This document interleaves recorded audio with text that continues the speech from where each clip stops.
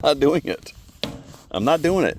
You do not need to be raised up in the tractor. You'll fall off and hurt yourself, and then your mother will come after me. Connor and I are sitting out here playing today. Just tore out a bunch more trees. We're going to re-landscape this for the property. And meanwhile, we are waiting for what to go up. Bitcoin. Why are you picking? Why don't we yank that tooth out of your head, dude? Just yank it out of your head. Come on, suck it up. Let's go get the chainsaw. We'll cut it out. Chainsaw's over there. Over there by the big garden we have. So okay, cool, man. Life is so fun when you own Bitcoin. I keep telling everybody, please just buy Bitcoin and own it. You know, it's. Telling him to raise me on this tractor. I read that the UK might. It's just FUD, but they're talking about selling their Bitcoin into the market like the morons in Germany did. And you know, if they do, they do. If they do, that gives you more time to buy Bitcoin.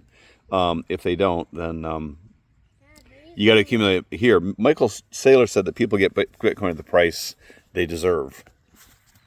And he was talking about when he had seen Bitcoin back in the early teens.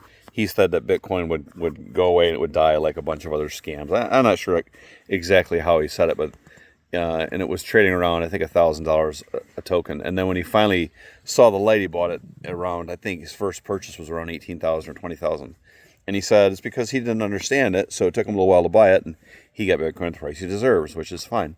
So if you start buying it today, you're going to start getting it at the price you deserve because you waited. But if you wait now, it's going to go to 70, and then you're going to think it's going to go down, then it's going to go to 80, then it's going to go to 100, and then it's going to go to 500.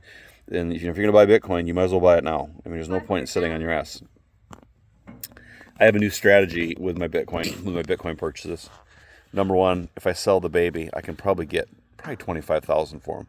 You need a haircut, though, and better clothes. And I could buy another piece of Bitcoin.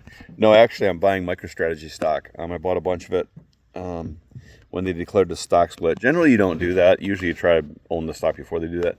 But it's up, I think they said Bitcoin's up 88 million% in the last couple of years. That's crazy. So it's over 880,000. So $1 you invest, you made $880,000 on it if you own it for several years. That's not a bad deal.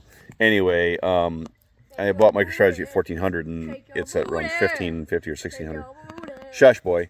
Because it's gonna be a 10-for-1 stock split. And the thing is, the MicroStrategy is accumulating Bitcoin, which means that they're going to be able to report the profits, quarterly profits, and it's going to drive MicroStrategy to $1 trillion stock. It'll be in the S&P 500 within a year.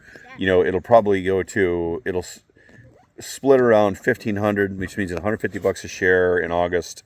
It'll probably go back to 1,000.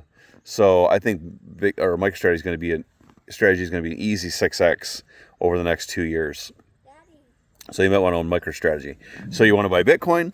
You might want to think about buying MicroStrategy stock, and you also, I keep saying it, iBit's out there, Fidelity's out there, these ETFs are out there. They're screaming for people to buy them.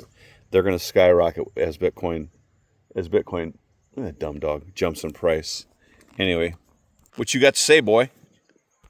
Raise me and subscribe. Raise you and subscribe?